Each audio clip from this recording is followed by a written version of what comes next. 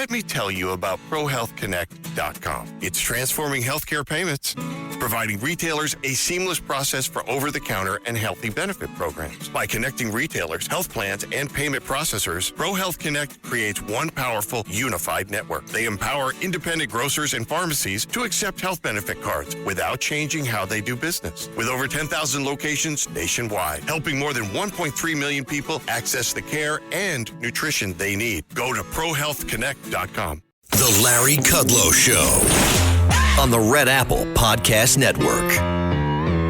So I want to continue the discussion on business is booming, and it's the best midterm weapon the GOP has, even though you wouldn't know it because they're not talking about it. The president is, as I said, maybe we'll find his quote from Chippewa Falls, Wisconsin. By the way, I knew it was in Wisconsin. No question about it. We're going to bring in my great pal, John Carney, who was the Breitbart news editor for economics and finance. He's a co-author of the daily Breitbart Business Digest, which is a fabulous product, and you should subscribe to it. Hell, I wouldn't give it away for free. I'd charge $100,000 a year for it. Make John rich.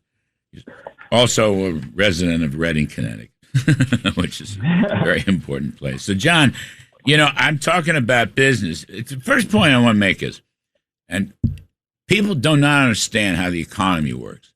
In order to create jobs, you have to have a business that is making money, profits. The mother's milk of stocks and the lifeblood of the economy. It's not consumers. Consumer spending is the end result. You get good, you're making money, you're making profits, you can hire more workers, produce more widgets, you can give them pay raises. That goes to the family around the kitchen table, and that's the income for consumer spending. You follow what I'm saying? Most economists, macroeconomists, especially from these northeastern and bi-coastal colleges and their media people, they start with consumers. You can't. You got to start with the health of business. And what the jobs report said yesterday is business is very strong in the United States, and Trump's policies of easing the burden on business, the tax and regulatory burden, is in large measure responsible for this. Also, and I'm going to get to this, his trade policies, his reciprocity trade policy. But the key point, John, is it's business and it's profits that create jobs, and we're seeing the terrific results. I think that's absolutely right. It's one of the reasons why so many economists keep getting these underestimations of the jobs numbers, because they look at it backwards, right? They think, well, as you were saying, they don't understand that what happens when you get numbers like increased productivity, for instance, that actually doesn't make businesses hire fewer people. It makes them hire more because every person you bring on becomes more profitable for your business. And so what we're seeing is we've seen, particularly in manufacturing, we've seen really great productivity numbers. We've seen that because of that, we're seeing higher profits throughout the economy, but particularly in manufacturing. And we're seeing a output surge, and that's actually delivering a wage surge that gives people, as you were saying, and that's the way it works. You get profits, you get productivity, profits, wages surge, which allows people to buy more, so you get more consumer spending. But that's the order to look at it in, which is the flow from profits into wages rather than the other way around. I know it's a funny thing. It's just it's very old-fashioned business economics. Now, sometimes it's called supply side, but there used to be in the profession in academia, you would look at business economics, but people don't do that. Macroeconomics misses these points, and as you say, has the whole story backwards. Now, you're writing Trump economy delivers for blue-collar boom. Manufacturing real wages soar. And this is very, very important because people are bad-mouthing the manufacturing sector.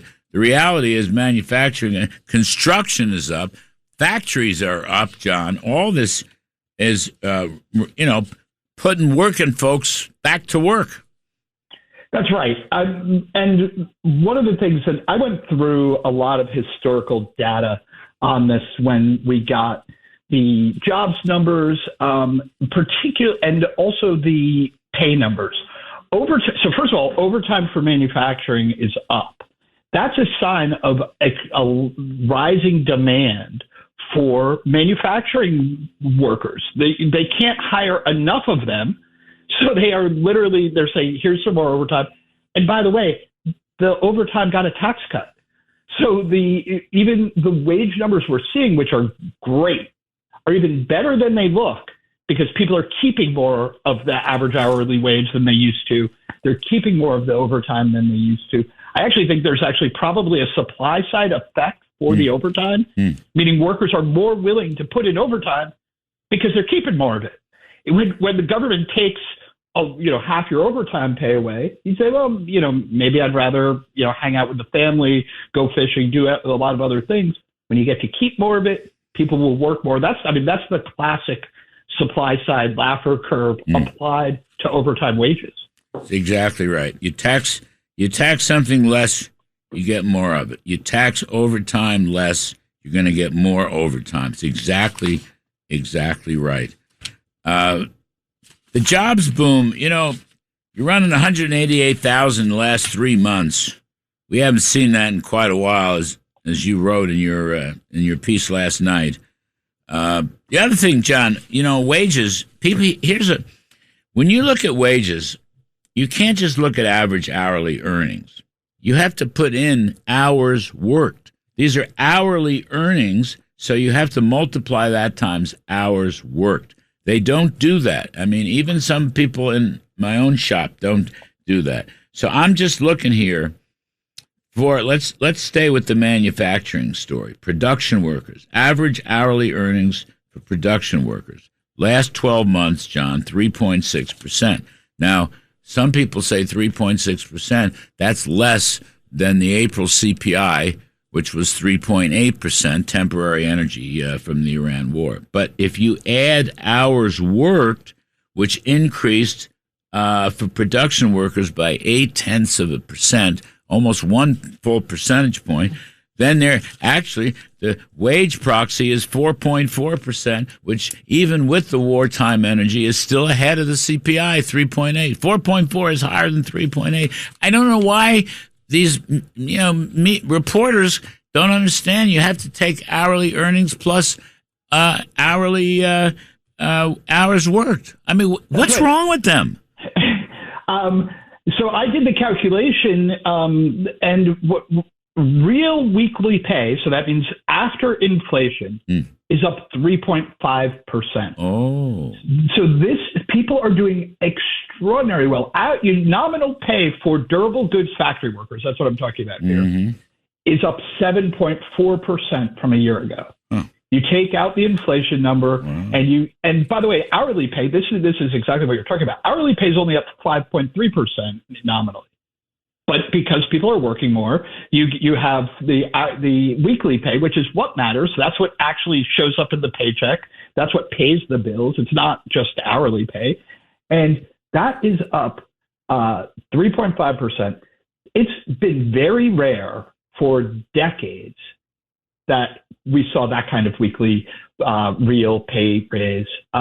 In fact, the only time we regularly saw it, look, this is, that's a year-over-year number. Maybe it fades, particularly if we get a bad president in the future. Maybe we don't keep up this. The Democrats could do their best to try to derail everything. But the last time we saw gains solidly at this level for durable goods manufacturing was back in 1947 to 1969. We are back to the post-World War II boom times. And by the way, that led to a baby boom. People are worried about fertility in the United States. People are saying, will we have enough young people in the future? The key to everything is let manufacturing, particularly durable goods manufacturing, boom, provides good jobs for young men. That actually solves a lot of your economic problems, a lot of your social problems. You're writing here, real durable goods. So that's like manufacturing output. Yep. It's not food. It's not food. It's widgets. It's that's right. Data centers or with stuff that goes into data centers. It's farming equipment. Anyway, real durable goods output grew at a 5.8% annualized rate in the first quarter, while productivity surged at 5.5%.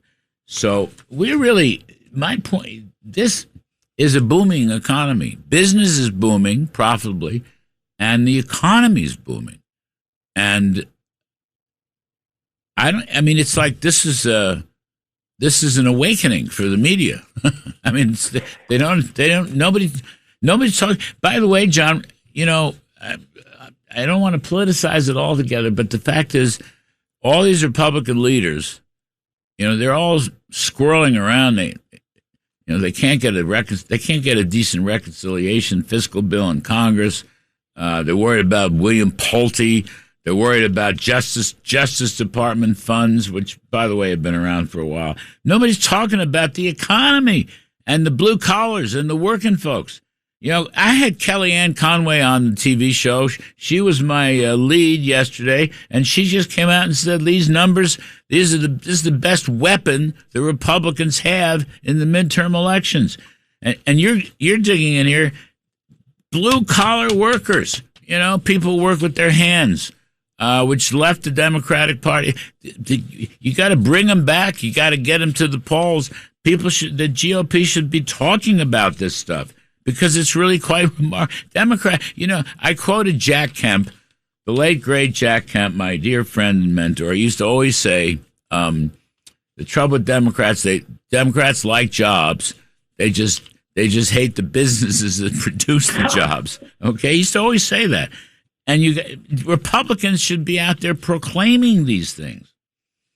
That's right. And if they're not, by the way, because the legacy media and the Democrats are convinced that the economy is in a recession.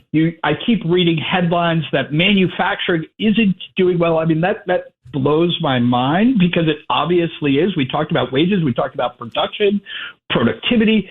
By every reasonable measure, manufacturing in the U.S. is having a renaissance. That should be every Republican's first word. Maybe not renaissance. I don't know. Maybe that sounds too foreign. Call it revival, right? Yeah. We have recovery. Recovery. They should be out there touting this every single day, every time they open their mouth. I don't care what a reporter asks them. Republicans, if you're listening right now, when you show up on those morning shows on Sunday morning, the very first thing you should say is the American economy is recovering from the devastation of the Biden years. The manufacturing has been revived. The American economy is back. Just say it every time, because otherwise the false message that things are not good is just going to be the thing that dominates it. And you're right, when they spend their time talking about Bill Pulte or the Justice Department fund, they are letting the narrative get taken away from them. They will lose if that is what is on people's minds. And they have a couple of really good numbers. You don't need 50 numbers, but you have 2 or 3 numbers to button down the case. That's the thing. It's right there. You've got it. I love numbers. I mean, numbers make the argument. All right, the producers are yelling at me. We're going to take a break. We come back from the break, John. I want to talk about trade reciprocity. I want to talk about Treasury Secretary Scott Bessent's speech at the Reagan Library last weekend. I guess it was last weekend. And what that means, because here too, Trump is succeeding in turning around the trade story, which is an integral part of these numbers, as you've written. Anyway, folks, we are talking to John Carney, the business and economics editor of Breitbart. I'm Kudlow. We'll be right back. Almonte's Key Food, proudly serving communities throughout Brooklyn, Queens, and Long Island for over 30 years. When you shop Key Food, you'll always find fresh products, great weekly specials, and exceptional personalized service. Visit at any of their Key Food stores at 8235 153rd Avenue, Lindenwood, New York, 935 Rosedale Road, Valley Stream, New York, and 6620 Avenue U, Brooklyn, New York. And we're talking with John Carney. John's the Breitbart news editor for economics and finance. He's co-author of the Breitbart Business Digest Every Day with Alex Marlowe, who was on the show last weekend. John, I want to talk about, you write about trade in ways that nobody else writes about trade. It's fantastic stuff. And I just want to mention, last weekend at the Reagan Library, Treasury Secretary Scott Bessent gave a speech basically saying America had been sleeping and that we allowed ourselves to be dependent on adversaries and enemies like China for key areas like semiconductors, pharmaceuticals, medical equipment, shipbuilding, other things. Because we were allowing theirs, they were dominating it. Rare earths, that's another one, critical minerals. And Trump finally has put a stop to it with a reciprocity trade. Sometimes tariffs are necessary so we can build our own industries and not rely on our enemies for these crucial areas.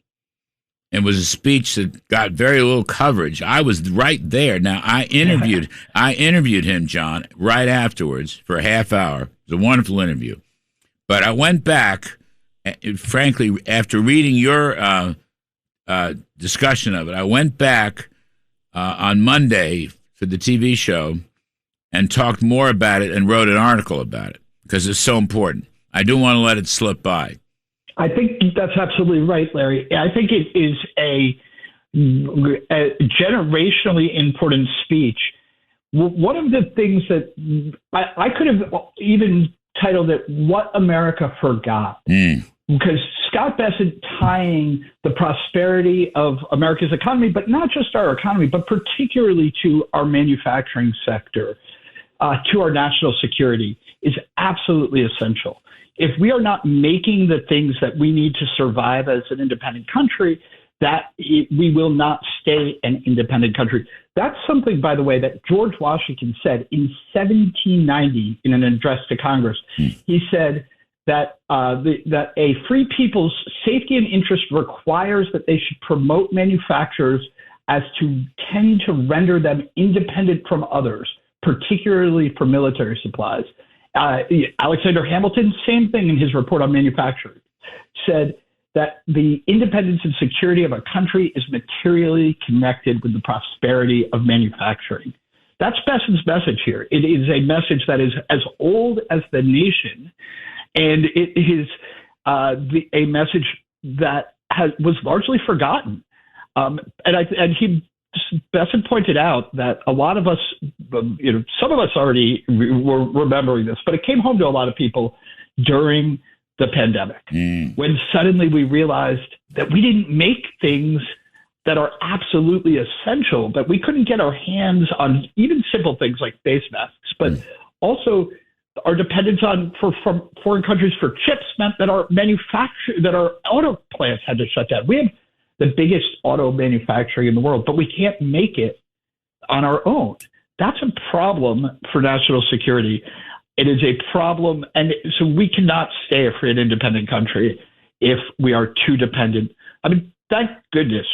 Imagine if we hadn't worked towards energy independence and we had the condition in the Strait of Hormuz happening right now. That would be our economy would be in a recession. We're not, because we are independent energy producers in the United States. We need to take that model and make sure we're applying it across the economy. Look, I don't care if you want to buy some plastic, if your monopoly pieces, the hotels and houses come from abroad, that's fine. But not just the final products, but the components of the products that we need to keep our economy running. Rare earths. Absolutely need to. Rare earths and magnets. And you're right. We look. Since I was in the White House 2020 COVID, we couldn't even get enough face masks, and we couldn't get enough medical equipment. It was from China, and China, so we have to put our foot down. So the question, John, is in the last minute: Is it working? Are we now rebuilding our manufacturing and so forth? We absolutely are. The tariffs are essential to that.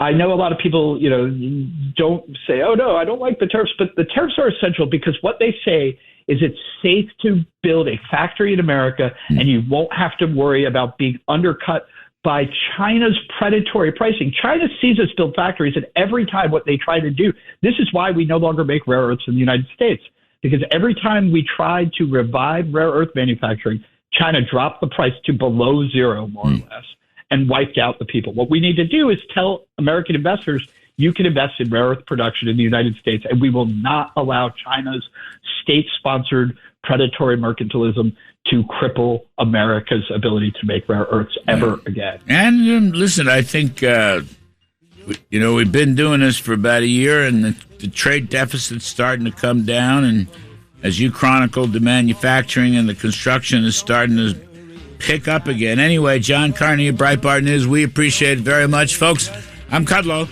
We're going to take a break, and then we're going to talk some more about the economy and business on the other side. Please stick around. Lots more coming.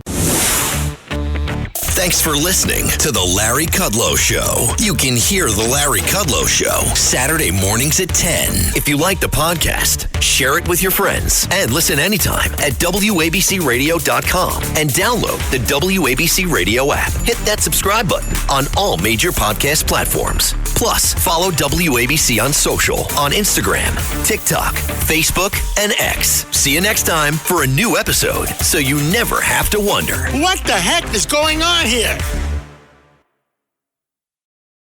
On the biggest stage in the world, FanDuel is changing the game because sometimes your player gets subbed off and your bet goes with them. Not anymore. With FanDuel Super Sub, if your player's subbed out, your bet stays in. That's right. If your player leaves the match, your bet continues on with the substitute. So you're still in it until the final whistle. Visit FanDuel.com. Get started now. Let there be goals this summer on FanDuel. 21 plus select states for Kansas in affiliation with Kansas Star Casino. 18 plus DCKYWY. Gambling problem? Call 1-800-GAMBLER. 1-800-MY-RESET. 888-789-7777. Visit ccpg.org/chat. Connecticut. Visit mdgamblinghelp.org. Maryland. Visit gamblinghelplinema.org. Call 800-327-5050. Massachusetts. Call 877-8-HOPE-NY. Text HOPE-NY in New York. Call 877-770-7867. Louisiana. Visit FanDuel.com. Get started now. Let there be goals this summer on FanDuel.